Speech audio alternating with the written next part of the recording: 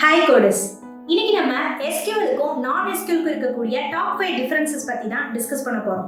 Number 1, SQL அப்படிங்கிறது RDBMS follow பண்ணக்கூடியது. non-SQL அப்படிங்கிறது நான் ரிலேஷனல் இல்லனா டிஸ்ட்ரிபியூட்டட் டேட்டாபேஸஸ் ஃபாலோ பண்ணக்கூடியது. நம்பர் 2, SQLல எல்லா டேட்டாஸும் டேபிள் வடிவத்துல தான் ஸ்டோர் ஆயிருக்கும். அண்ட் non-SQL அப்படிங்கிறதுல வேல்யூ பேர், டாக்குமெண்ட் கிராஃப் இந்த வடிவத்துல டேட்டாஸ் எல்லாமே ஸ்டோர் ஆயிருக்கும். SQLக்கு எக்ஸாம்பிள் வந்து பாத்தீங்கன்னா Oracle, PostgreSQL, MySQL அப்படிங்கறத எக்ஸாம்பிளா சொல்லலாம். அண்ட் non-SQLக்கு MongoDB, CofDB, BigTable அப்படிங்கறத எக்ஸாம்பிள்ஸா சொல்லலாம். SQLல எல்லாமே ஸ்டாட்டிக்கா இருக்கும், மாற்ற முடியாது.